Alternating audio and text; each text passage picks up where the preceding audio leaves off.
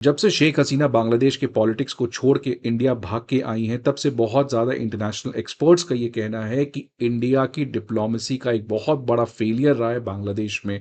India ने बांग्लादेश को अपने हाथ से खो दिया है। बांग्लादेश इंडिया के लिए एक बहुत बड़ी समस्या बनने जाएगा, या इनफैक्ट बांग्लादेश अगला पाकिस्तान भी बनेगा।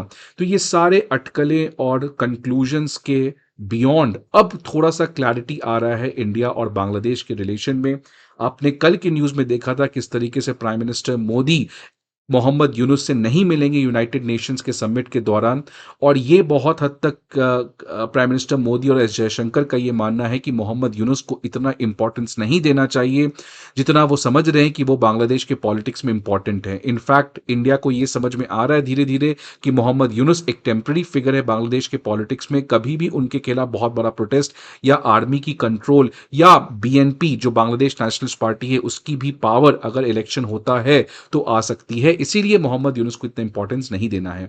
दूसरी तरफ एक और बहुत इंपॉर्टेंट न्यूज पैरेलली आ रही है कि जो इंडिया के डिप्लोमेट्स हैं वो बांग्लादेश नेशनलिस्ट पार्टी के साथ मिले हैं।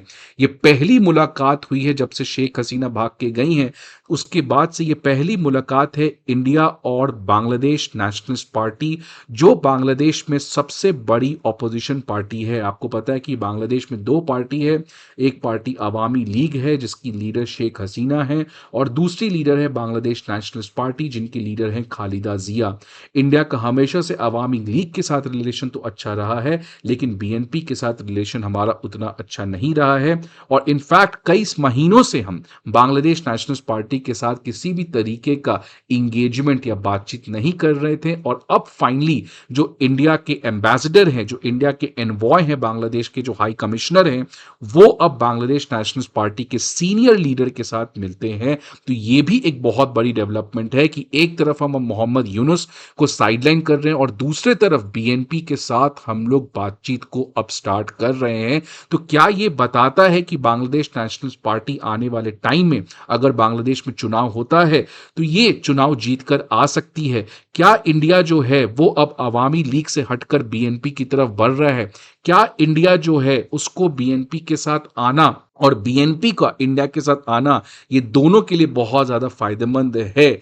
इन सारे चीजों को आज के इस पर्टिकुलर सेशन में हम लोग एनालाइज करने जा रहे हैं। तो ये पर्टिकुलर देख सकते हैं आप न्यूज है कि बांग्लादेश के जो दो इंपॉर्टेंट लीडर्स हैं, एक तरफ अवामी लीग की शेख हसीना और दूसरी तरफ बांग्लादेश नेशनलिस्ट पार्टी की खालिदा जिया। अब जो इंडिया के हाई कमिश्नर है बांग्लादेश को, प्रणय वर्मा, और उनके बहुत सारे इंपॉर्टेंट कलीग्स, ये लोग मिलते हैं बांग्लादेश नेशनल पार्टी जो प्रिंसिपल अपोजिशन पार्टी है उसके जनरल सेक्रेटरी मिर्जा फखरुल इस्लाम आलमगीर से ढाका में। और ये क्यों इंपॉर्टेंट हो जाती है? बिकॉज ये पहली मुलाकात है बीएनपी लीडरशिप और इंडियन डिप्लोमेट्स के बीच में जब से शेख हसीना गवर्नमेंट का कोलैप्स हुआ है तब से। सो ये एक इंडिया और बीएनपी दोनों का पास आना, दोनों का इंगेजमेंट करना, ये बताता है कि बांग्लादेश के पॉलिटिक्स में किस तरीके की वोलैटिलिटी और टर्बुलेंस है, और उसको India wait and watch policy के थ्रू धीरे धीरे अपने कार्ड्स और अपने स्ट्रैटेजी को इंप्लीमेंट कर रहा है। आगे बढ़ने के पहले एक इंपॉर्टेंट इंफॉर्मेशन कि अनअकैडमी आईएएस का चौथा ऑफलाइन ब्रांच पटना में खुल चुका है, जहां पे 27 सितंबर को हमारे बैचेस स्टार्ट हो रहे हैं। इसके अलावा हमारे न्यू दिल्ली के करोल बाग में इंग्लिश मीडियम में बैचेस 23 सितंबर, मुखर्जी नगर में हिंदी मीडियम में बैचेस 19 सितंबर को स्टार्ट होने जा रहे हैं। साथ ही साथ प्रयागराज में हमारे हिंदी और इंग्लिश दोनों मीडियम के ऑफलाइन बैचेस अभी ऑलरेडी कंटिन्यू हैं। आपको पता है कि अनअकैडमी आईएएस जीएस कोर्स के अलावा ऑप्शनल कोर्स भी प्रोवाइड करता है, साथ साथ सी सैट, ऐसे writing, comprehensive current affairs and full length test series को भी। आप इसके अलावा हमारे एजुकेटर्स के साथ रेगुलरली इंटरैक्ट कर सकते हैं, 1-to-1 mentorship and doubt solving जैसे फैसिलिटीज को भी अवेल कर सकते हैं। ये सारे इंफॉर्मेशन के लिए आपको हमारे ऑफलाइन ब्रांचेस पे विजिट करना होगा, या नहीं तो आप हमारे अनअकैडमी आईएएस के ऐप को डाउनलोड कर सकते हैं जहां पे आपको ये सारे इंफॉर्मेशन दिए जाएंगे। आगे बढ़ते हैं तो ये देख सकते हैं ये है बीएनपी जो प्रिंसिपल ऑपोजिशन पार्टी है जिसका इंडिया के साथ हमेशा से रिलेशन अच्छा नहीं रहा है। उस पार्टी की ये जनरल सेक्रेटरी हैं और इनका एक प्रेस रिलीज आया है जहां पे उन्होंने कहा है कि इंडिया जो है वो बीएनपी के साथ एक नया आउटलुक, एक नया पॉजिटिव रिलेशन को एस्टैब्लिश करना चाहता है, और साथ ही साथ जो बांग्लादेश नेशनलिस्ट पार्टी है वो भी इंडिया के पॉलिटिकल पार्टीज के अपने रिलेशंस को स्ट्रेंथन करना चाहता है। तो ये एक स्टेटमेंट आया है है बांग्लादेश नेशनलिस्ट पार्टी के एक बहुत इंपॉर्टेंट लीडर अलामगीर के द्वारा। उन्होंने ये भी कहा है कि इंडिया जो है वो हमेशा से एक बहुत बड़ा गलती रखा है कि इंडिया हमेशा से अपने सारे एग्स को एक बास्केट में डाला है। मतलब अलामगीर का ये कहना है कि बीएनपी की जो पार्टी है वो बहुत बार इंडिया को अप्रोच की थी, बट इंडिया कभी भी बीएनपी के साथ बात करने को तैयार नहीं था, बिकॉज इंडिया का जो पूरा बेट था वो अवामी लीग और शेख हसीना पे था। इसी की वजह से बांग्लादेश नेशनलिस्ट पार्टी और इंडिया के बीच में जो रिलेशन है वो काफी ज्यादा नेगेटिव हुई थी, वो काफी ज्यादा डाउनफॉल थी, बिकॉज इंडियन डिप्लोमेट्स कभी भी बीएनपी के साथ नहीं मिलते थे, लेकिन बीएनपी हमेशा से ये चाहता था कि वो इंडिया के साथ मिले। और अब क्योंकि अवामी लीग बांग्लादेश के पॉलिटिक्स से लगभग खत्म हो चुका है इस समय, इसीलिए बांग्लादेश नेशनल पार्टी और इंडिया को पास आना चाहिए, फ्रेंडली रिलेशंस बनाना चाहिए, जिसकी वजह से ये दोनों देशों के हित में है। तो ये एक तरीके से इंडिया और बांग्लादेश दोनों के लिए बहुत ज्यादा चेंजिंग मोमेंट है, बिकॉज इंडिया हमेशा से बीएनपी को बॉयकॉट करता था और बीएनपी भी इंडिया के साथ कुछ ज्यादा बातचीत नहीं करना चाहता था। बट रीसेंट टाइम्स में बीएनपी इंडिया के लिए एक तरीके से नया अप्रोच रखा है और इंडिया भी फाइनली अब बीएनपी के साथ मिलके अपने कोर्स करेक्शन को किया है, जहां पे वो सारे पॉलिटिकल पार्टीज के साथ अब बात कर रहा है। अब अगर बात करें कि बांग्लादेश नेशनलिस्ट पार्टी और इंडिया के बीच में अगर हिस्टोरिकली देखा जाए तो इन दोनों का रिलेशन काफी खराब रहा है। इंडिया का हमेशा से रिलेशन अवामी लीग के साथ अच्छा रहा है। क्यों ऐसा रहा है कि हमारा बीएनपी के साथ रिलेशन नहीं रहा है? उसके बेसिकली चार कारण है। पहला है कि बीएनपी जो पार्टी है वो मुस्लिम आइडेंटिटी पे बहुत ज्यादा फोकस करती है, जो अवामी लीग थी वो बंगाली आइडेंटिटी पे बहुत ज्यादा फोकस करती थी, और इसीलिए अवामी लीग के साथ हमारा रिलेशन अच्छा था।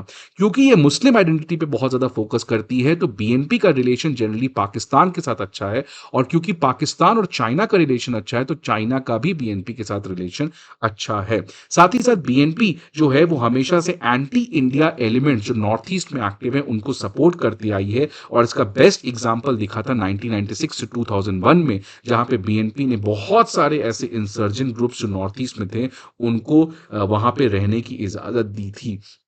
अगर हम अभी की स्टेटस की बात करें तो जो बीएनपी है वो हसीना गवर्नमेंट के द्वारा कुछ एग्रीमेंट्स जो उन्होंने इंडिया के साथ साइन किया था उसके खिलाफ बहुत ज्यादा क्रिटिसिज्म ऑलरेडी बीएनपी ने कर चुका है। खासकर जो हसीना गवर्नमेंट ने एनर्जी एग्रीमेंट किया था अदानी ग्रुप के साथ, जहां पे झारखंड गोदा पावर प्लांट से वो एनर्जी आएगा, इसके खिलाफ बीएनपी ने हमेशा से क्रिटिसाइज किया है इंडिया को और साथ साथ हसीना गवर्नमेंट को।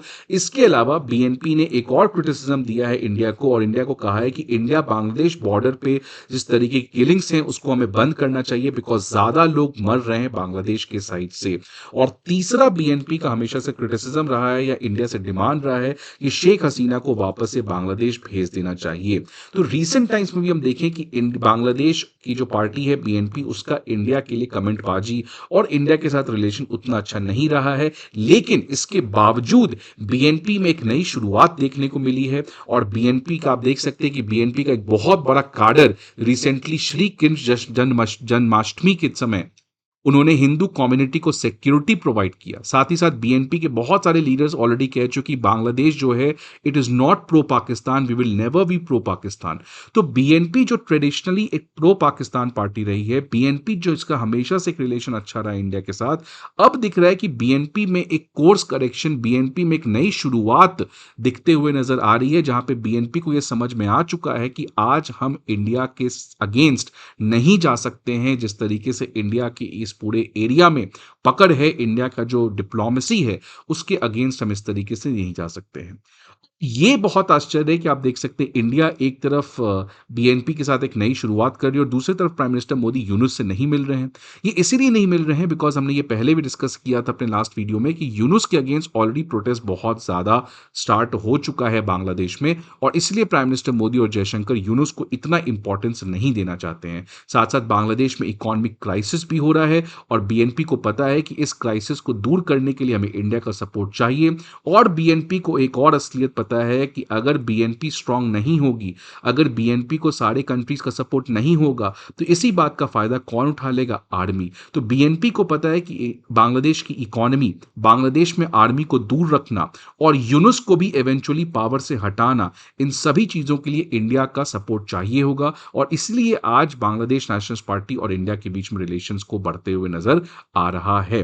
तो ये एक काफी बड़ा डेवलपमेंट इंडिया बांग्लादेश रिलेशन की तरफ से आ रहा है। जहां पर इंडिया बीएनपी के बीच में बिल्कुल जीरो रिलेशन था, अब फाइनली फॉर्मल रिलेशंस को एस्टैब्लिश किया गया है बांग्लादेश नेशनलिस्ट पार्टी और इंडिया के बीच में। तो आने वाले समय में क्या होगा? क्या मोहम्मद यूनुस पावर से हट जाएंगे? क्या इलेक्शन होगा तो बीएनपी पावर में आ जाएगी, या आर्मी अपने आप को एस्टैब्लिश करेगा, या चौथा बांग्लादेश जो है वो एनआरकी की तरफ बढ़ रहा है जिस तरीके से म्यांमार उस दिशा में बढ़ रहा है, और इंडिया को अपने नेशनल इंटरेस्ट को कैसे आने वाले टाइम में फुलफिल करना चाहिए? आपका क्या इस पर्टिकुलर पॉइंट पे व्यू है? आप प्लीज कमेंट बॉक्स में बताएं। सो आपको नेक्स्ट वीडियो में मिलते हैं। Till then, goodbye, take care and all the best wishes. An Academy. Let's crack it.